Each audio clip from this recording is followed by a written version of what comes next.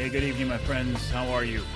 Welcome once again to another edition of Wednesday Night Live with me, Mike Avery, here in the home office, the home studio, after being at the Lumberjack restaurant in beautiful West Branch for last week's Wednesday Night Live. And if you were with us, you know what a good time it was. And we gave away some pretty cool things, too. If you weren't with us, I'm sorry. We will do another one. Oh, probably not until September now.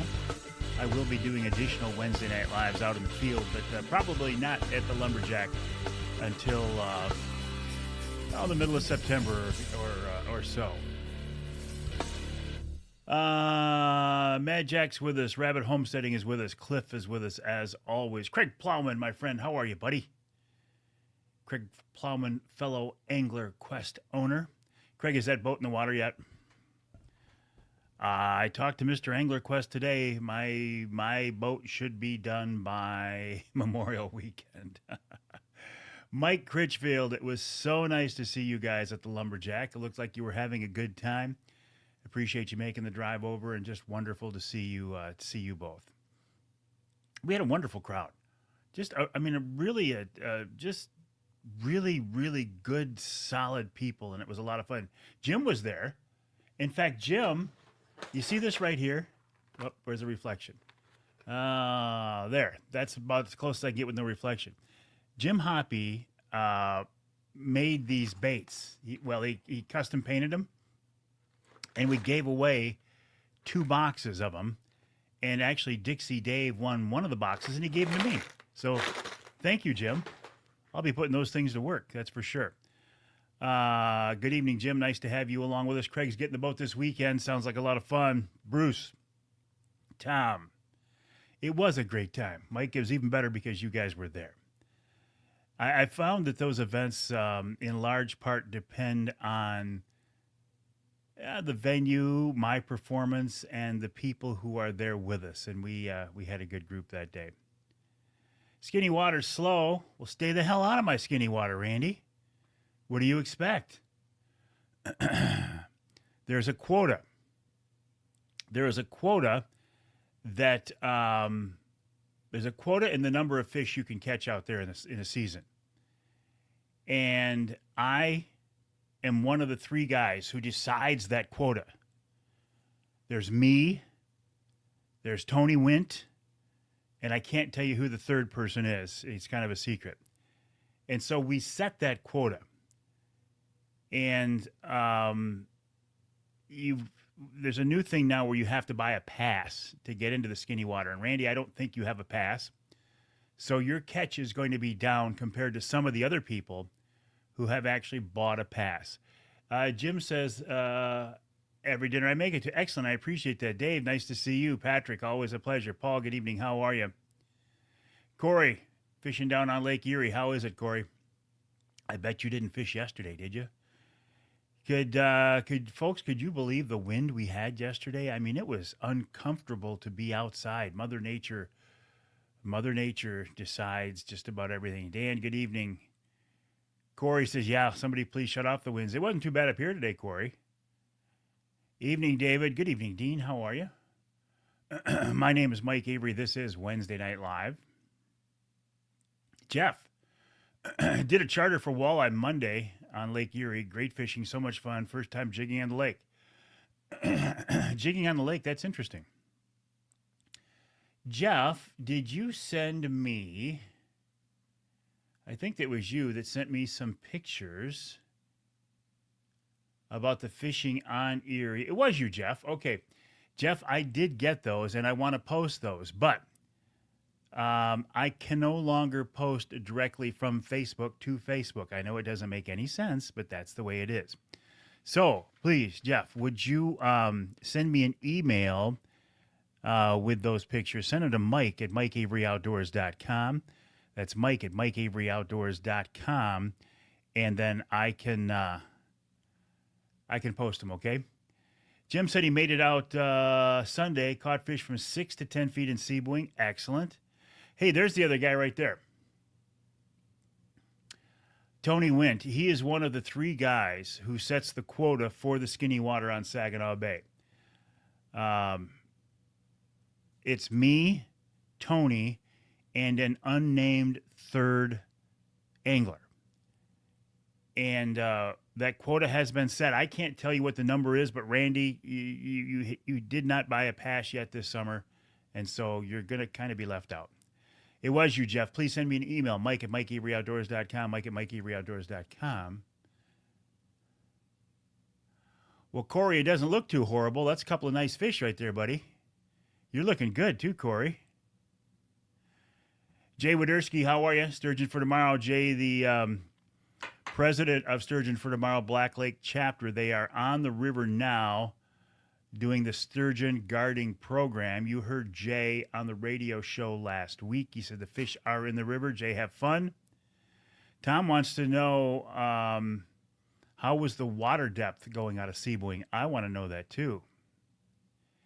Jim says you have to catch me to enforce the quota. Well, see, we have electronic surveillance set up out there.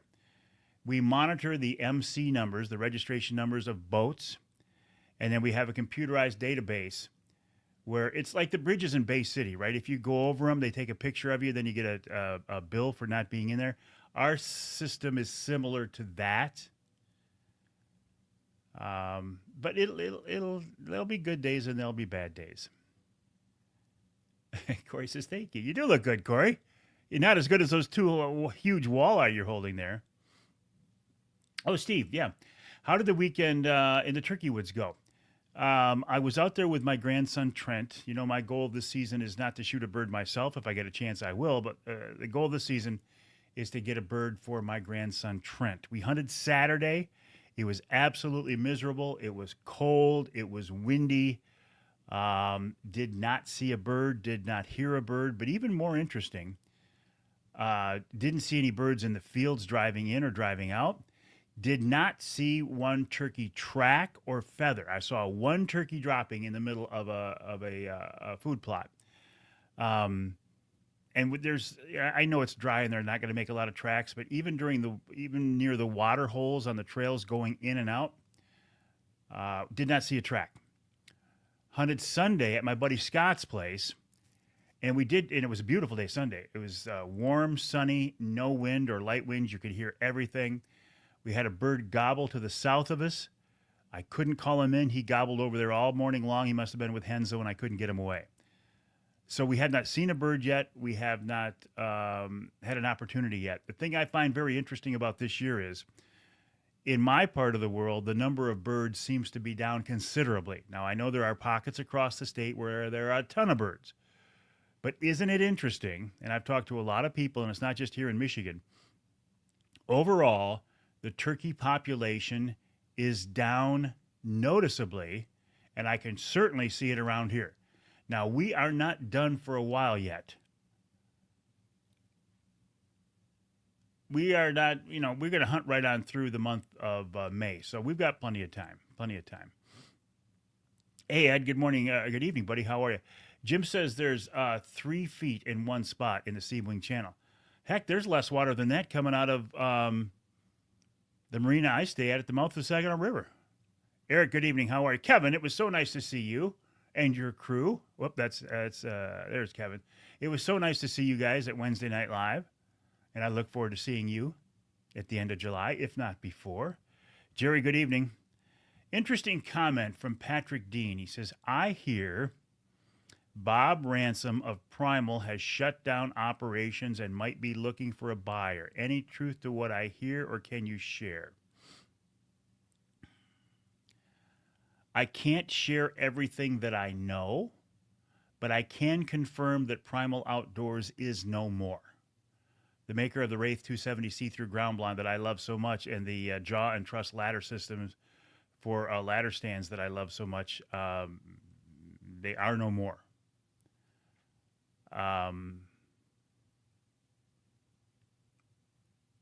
The technology and the products and Bob have moved on to another company, a company already in existence. But I can't say any more than that. Terry, how are things in Hemlock, formerly Shingleton? Elmer checking in from Petoskey. How are you this evening, buddy? Kevin said there are lots of birds on the golf course. Maybe that's where I should be hunting, although my permit ZZ does not go up into West Branch. Eric says he thinks a lot of this is raccoons raiding the nests for eggs. Somebody talked about this morning, too. Oh, Corey says there are tons in your neck of the woods. So you got birds behind your house, Corey? If you don't get a chance to hunt them, maybe you'll let me and my grandson come out. Maybe he can shoot one of them. Thank you, Steve, for this reminder. Tomorrow, Michigan bear and elk applications go on sale. Uncle Johnny, how you doing, buddy? Let's get together here in the next few days. The thing about Michigan bear and elk tags, put in for them. I'm going to. You're not going to get an elk tag. I'm not going to get an elk tag. You might get a bear tag, depending on how you apply. I think this year I'm only putting in for the points. Here's what I'm going to do. I'm going to go back, I think, to White River, Ontario in August and bear hunt there with Ron St. Louis of Northern Wilderness Bear Outfitters. I'll put a point in for my Michigan bear tag, and then by next year I will have 2 points in, and that's enough for the third season in many parts of the UP. But you're not going to get an elk tag. Keep applying. I'm going to keep applying, but I'm not going to get an elk tag. What is going to happen is sometime I'm going to get my bull elk tag by winning the Pure Michigan hunt, but I'm not going to get an elk tag, and neither are you.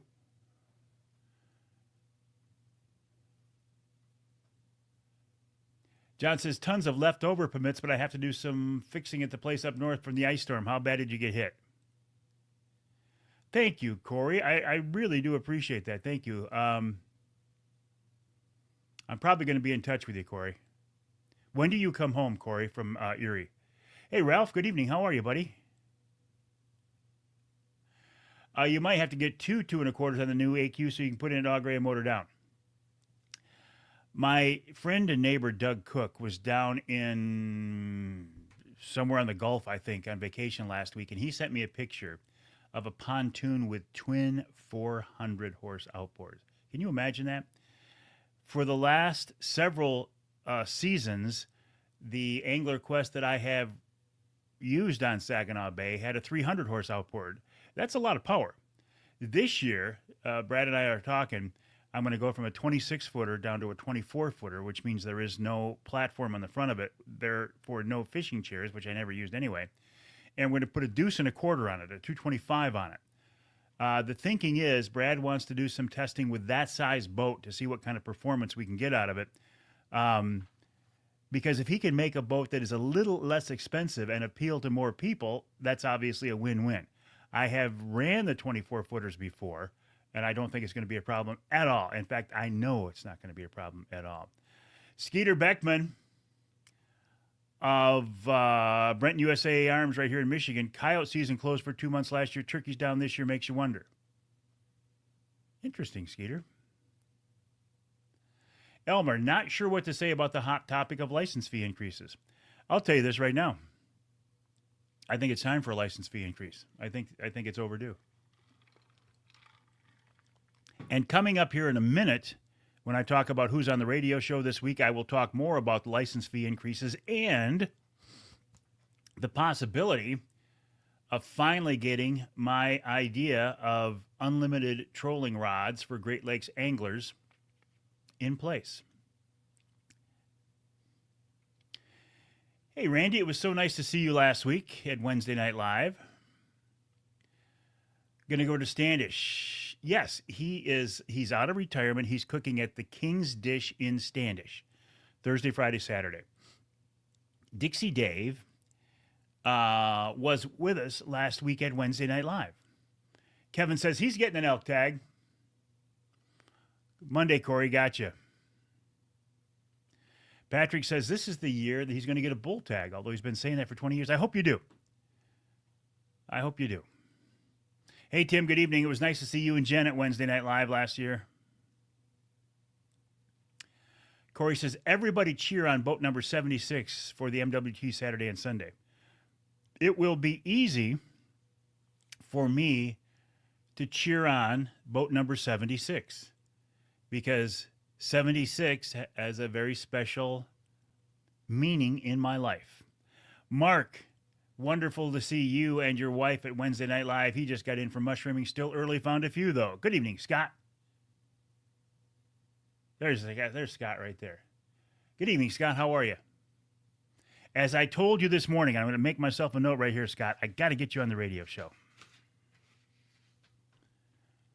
Once I write it down, it'll probably happen. If I don't write it down, it won't happen. But I'm pretty good at making myself notes and putting them in my phone and following up on them, so we're going to make that happen. Steven says he hopes to get his bull elk tag this year. Good afternoon, Ruben. How are things in Colorado? I bet they're wonderful in Colorado, a beautiful state. Although you do have your challenges with anti-hunters. Oh, let me turn this around. Rocky Mountain Elk Foundation, right? We had a big contingent from RMEF at the Wednesday Night Live last week, including Danny Johnson.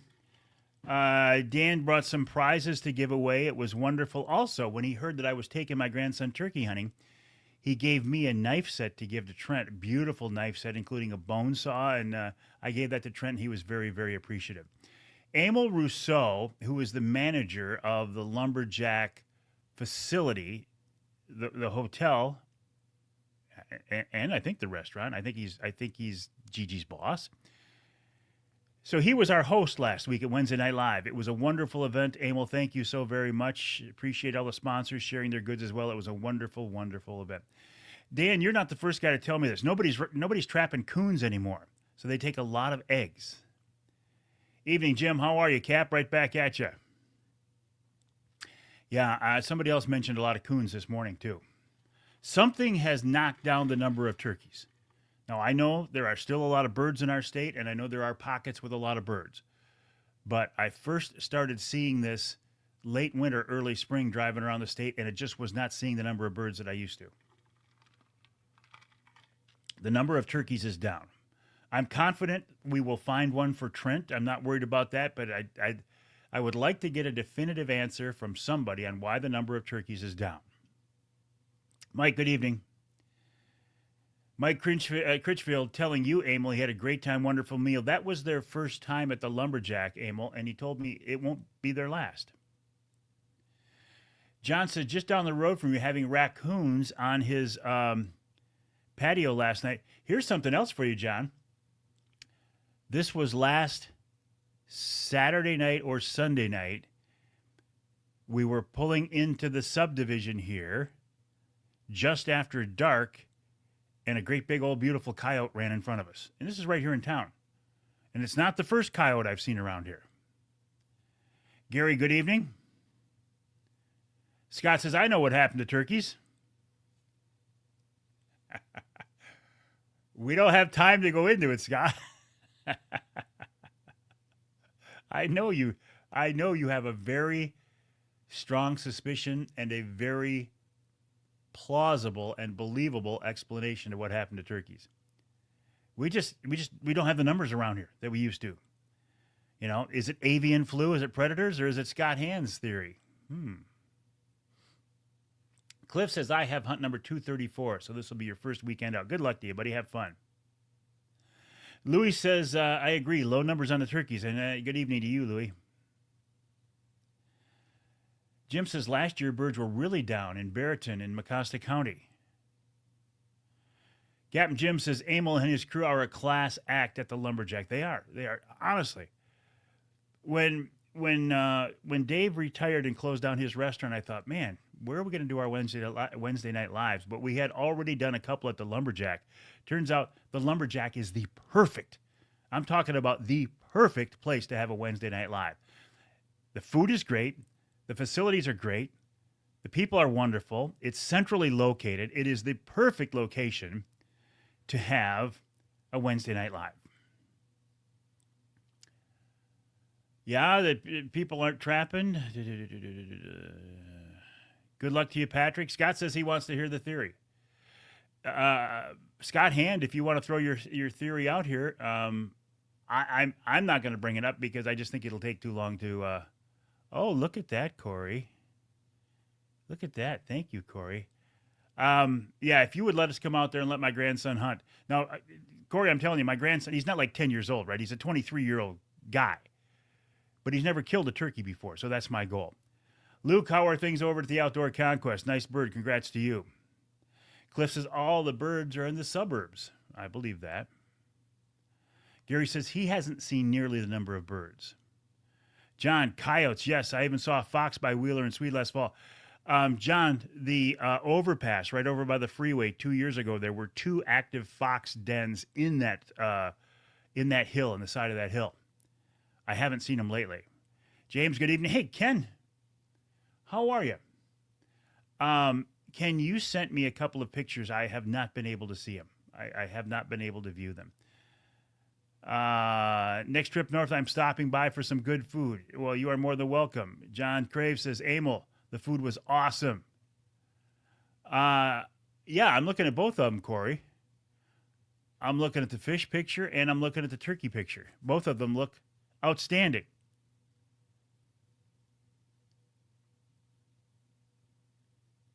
Hey, Jason, how are you? Were you on duty tonight, Jason? Did the Wednesday night services go back in place? I'm sorry for not knowing that.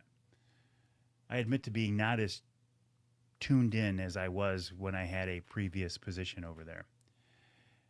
Jim, good evening. How are you? Anyway, my name is Mike Avery. This is Wednesday Night Live. A few things I want to talk about before we talk about the rundown to this week's show. Number one. Oh, that's the wrong rundown. Where did I put it?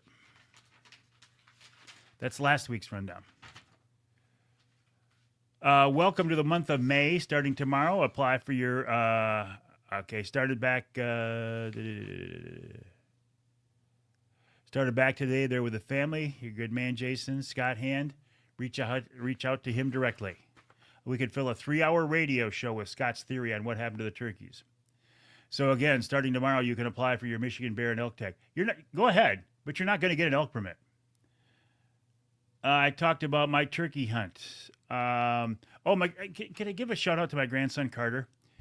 Carter he's a senior now, and he's in his final season of high school trap shooting.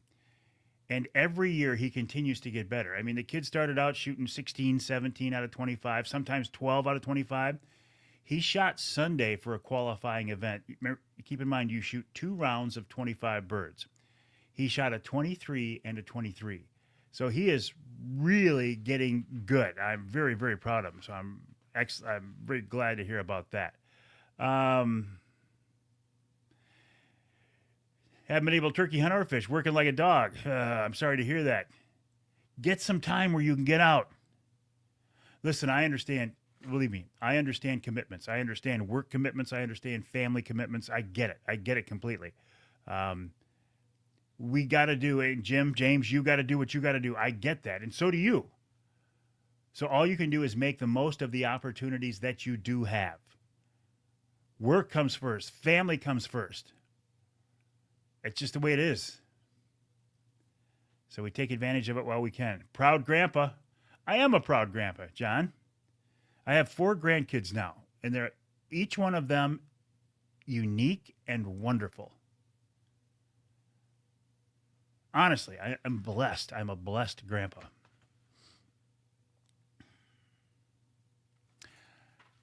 While the number of turkeys is down, James says he's seen a lot of them in eastern UP and the Brimley area. Good. Like I said, it's not statewide. There are pockets where there are a lot of birds, but there are also places where the numbers are down, no doubt about it. Though the number of turkeys is down, have you seen in your part of the state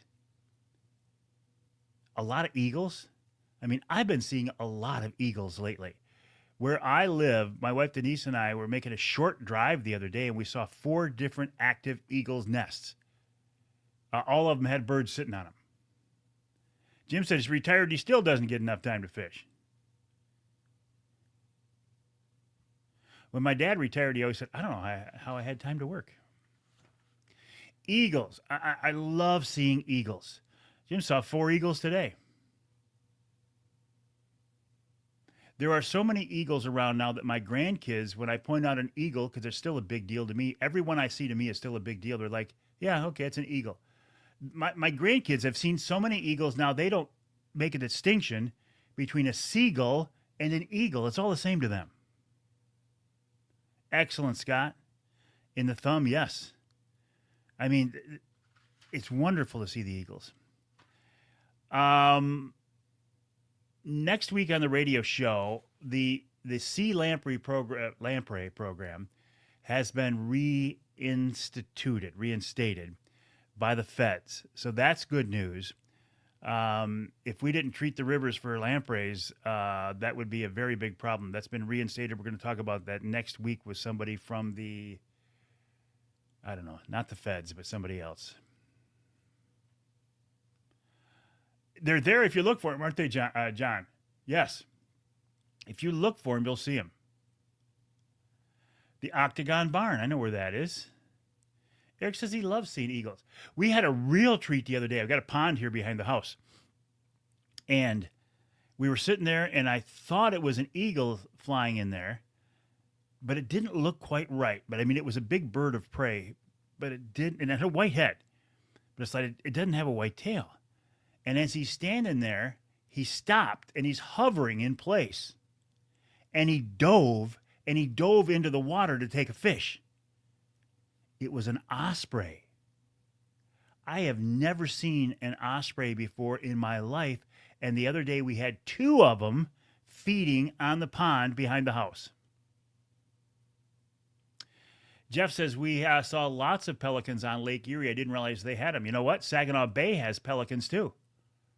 My son James and I saw our first pelican on Saginaw Bay probably 8 to 10 years ago. And we both saw it, and we didn't say a thing. Because we were on plane. About a quarter mile later, I turned to him and said, "You see that?" And he said, "Yeah, but I wasn't going to mention it." No, we have pelicans on Saginaw Bay.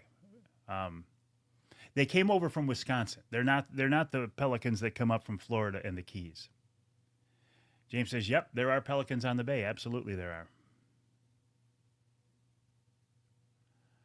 That pond will be empty of fish soon with the ospreys in there. A lot of people now have seen ospreys. That's interesting, Tim. Tim says once the ospreys discover that pond's full of fish, it won't be. I am doing well, Jim. I'm actually. I imagine maybe you're referring to the fall that I had. I'm 100% recovered from the stroke. 100%. Pelican in the Dow Pond. I didn't know they were over there. It makes sense that they would be. Okay, let me talk about who's on the radio show this week because it leads me into some other topics. My first guest this week is John Cleveland of the Eppinger Company, Michigan-based family-owned Eppinger. Do you know the significance of Eppinger? They are the company that makes the Daredevil spoon. They've been making Daredevil spoons for over a century. The feds decided to honor Eppinger/Daredevil by making a postage stamp, the Postal Service making a postage stamp with an Eppinger spoon on it. How cool is that? Now, they also honored MEPS and I think Rapala. You can call it Rapala if you want. I'm going to call it Rapala because I've called it Rapala for 50, 60 years. And one other company, I think. So I had a nice conversation with John about that. Then Brad Dupuis, Mr. Angler Quest, with an update on how the new Angler Quest QUEST is doing. In our second hour, Connor Backus joins me. Connor is a young guy. He's a fishing guide in the Keweenaw Peninsula. I've been trying to get Connor on the show for the last several weeks, but you know what we were waiting for? We were waiting for open water. He just got open water over the weekend and was able to get out there. Until then, his fishing spots were iced in. Is that not crazy? But now he's got open water. He's out there, and we talk about fishing the Keweenaw. Softball game still going on? Nope. Nope. Looks like... Oh. My wife, Denise, is at my granddaughter's softball game. I left early so I could do this Wednesday night live, but I just kind of check and make sure everything's good. Okay, then we talked to Connor. Then Tyler Mihai of MUCC talks about a couple of new programs. One, what I keep calling it an ambassador program. It's not, but they're trying to get people influencers and high profile people working with them to promote the cause. And then they talks about the Coyote Coalition to try to get people to rattle the cage of the Michigan Natural Resources Commission.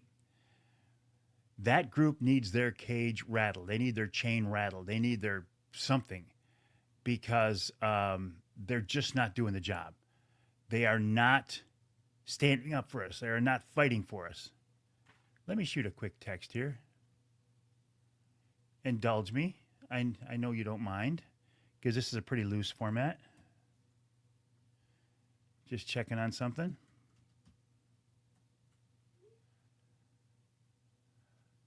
Daredevil spelled wrong on purpose. Thank you for that. Yeah. Not D-E-V-I-L, but D-E-V-L-E. And then this week's Ask Avery question. Ed Blisick from the Great Lakes Salmon Initiative. We talk about the status. What's it going to do here? I did this earlier, and it did all kinds of weird things, and talked about the status of efforts to, yes, I do, Scott. Steve, field staff, yes. Talked about efforts to end the restrictions on the number of rods for Great Lakes trolling anglers. It's looking pretty good. It's likely to be tied into a package that would slightly increase fishing license fees. Now, they've tried to make this separate from a general DNR license fee increase because the thinking is, for the most part, people here in Michigan don't have a problem with the fisheries division of the DNR, but a lot of people don't like the wildlife division. So they're trying not to tie these together because they don't want the the mistrust of the wildlife department division to take down funding for the fisheries division. So stay tuned for this. It's going to get interesting here very soon. And in our third hour, Rich Krazan of Killer Food Plots. It is food plot planting season.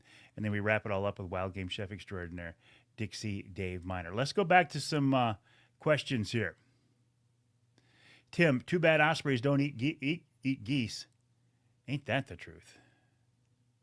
Jim, they have 2 loons on their lake. Oh, I've never seen that before either. It would be very cool.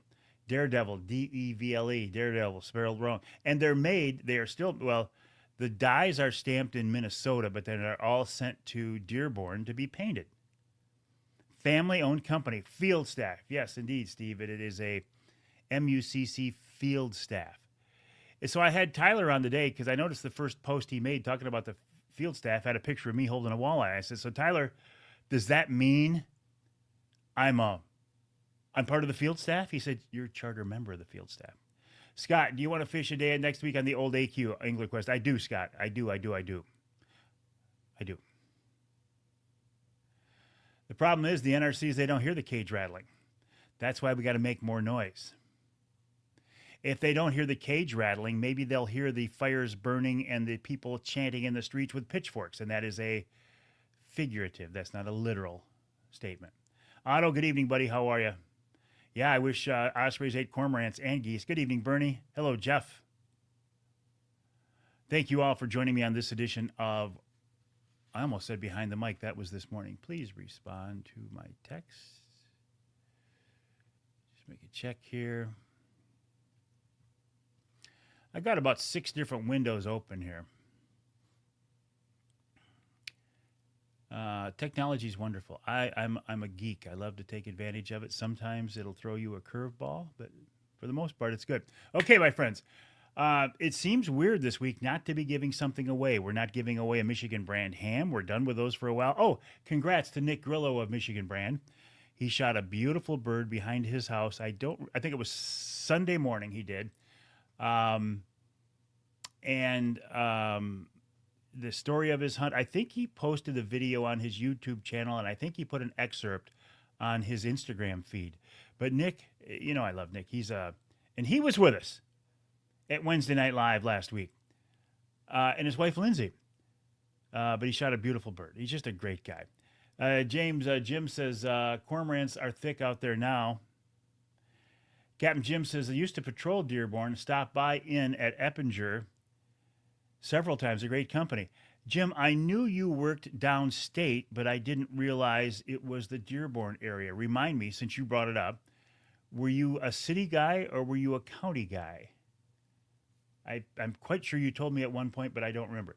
But Jim, thank you for your years of service as a public servant in protecting the people of your area.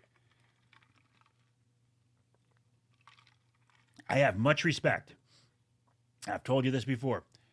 Military, because I never served, but law enforcement, because I grew up in a law enforcement family. My dad was a cop for 35 years.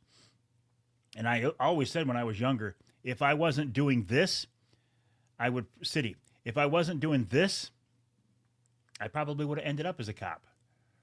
I don't think I would have been a very good cop. So I think God probably put me in the right spot, as he always does. Thank you, John.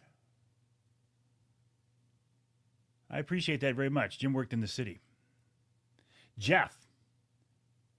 Almost clobbered a flying bowling ball today on I-94. They can do some damage. By flying bowling ball, Jeff, I think you're probably talking about a turkey.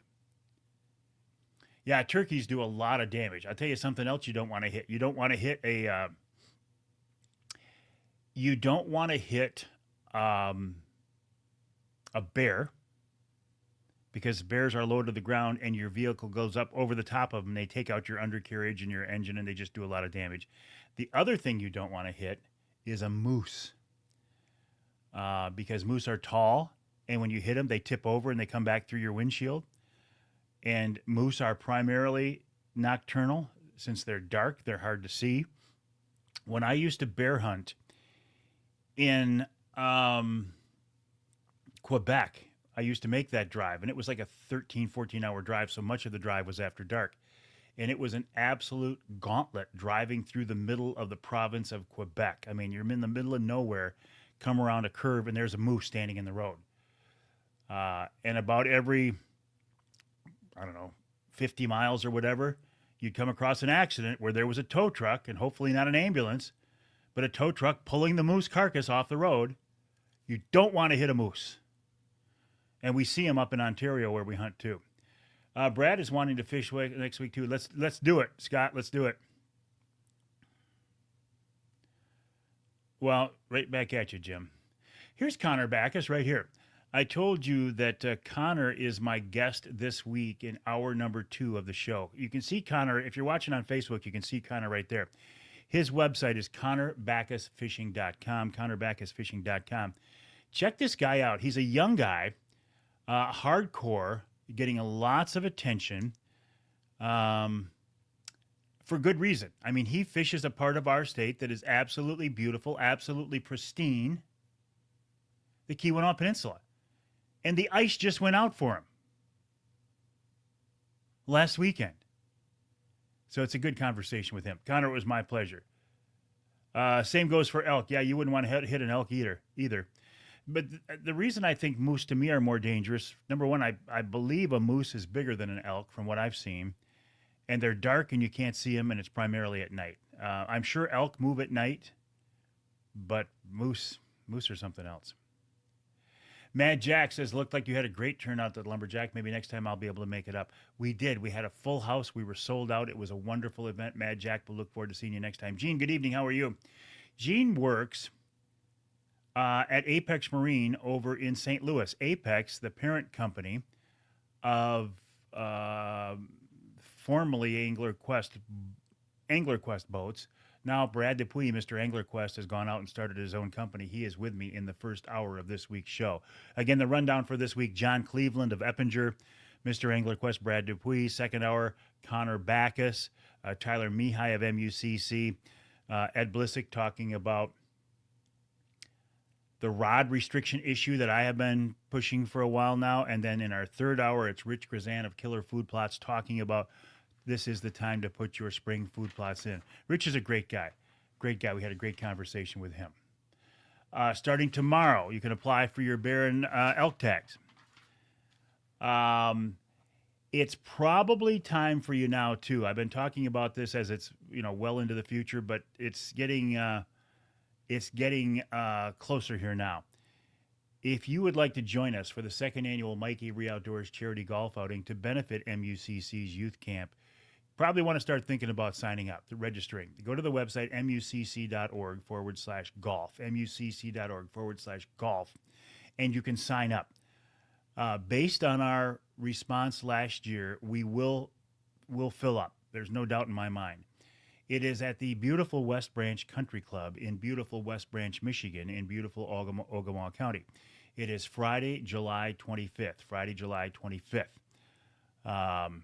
Love to have you join us. It's going to be a great event. I have a goal this year. For our very first event, we cleared $10,000 in profits for MUCC's youth camp. My goal this year is to clear $30,000. Now I know that is an ambitious goal, but Security Credit Union has already written a big check to us, so I think that'll help us out. So that is Friday, July 25th at the West Branch Country Club, mucc.org/golf. Turkey go through the windshield. Yes. Oh, good point. Moose have such long legs. Dave, hitting a mountain goat tears up the undercarriage of a semi. You, a man talking from experience, Dave? TJ, good evening. How are you? Rabbit Homesteading says, take care when Mike made Connor. Excellent, excellent. Bear tags went up for the Red Oak area. TJ, does that mean the number of bear tags has increased? Cool. Craig says, what is the soonest the rod law would change? They can't change it now, Craig. I don't think. I thought once the regulations for a year were printed, they couldn't change the law, but I guess I don't know the answer to that. Logistically, I would say next season. But maybe earlier. Steve, June 13th is the West Side Charity Shoot at Caledonia Sportsman's Club. And that is that an MUCC event, Steve, or is that a Caledonia Sportsman's Club event? Dave says, yes, I know that firsthand. TJ says, yes, the quota went up.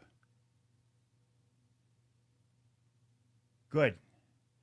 I would like to see us be able to shoot more bears. Yes, MUCC. Steve, I'm looking at your profile picture. Did I meet you at the convention? I feel like I did, and I apologize for not making that connection earlier. Speaking of MUCC, mucc.org to join. Please join as an individual member. That does the most good. Yes, I did. Thank you, Steve. So go to mucc.org. It's just a few bucks a year. Join as an individual member. If you want to sign up for their Coyote Coalition, mucc.org/Coyote Coalition, sign the online petition, send a message to the NRC. And again, if you want to golf in the second annual Mike Avery Outdoors Charity Golf Outing, mucc.org /golf.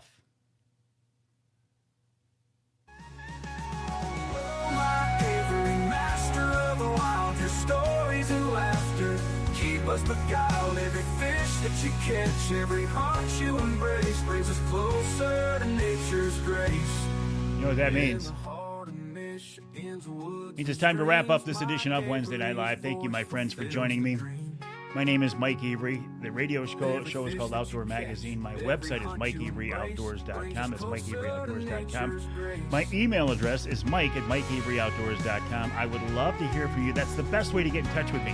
Unless you have my cell number, send me an email to Mike@MikeAveryOutdoors.com. Have a great week. I will talk to you next time. Don't forget to apply for your Michigan Bear and Elk Tag. Good luck to you. We'll talk to you next week, my friends.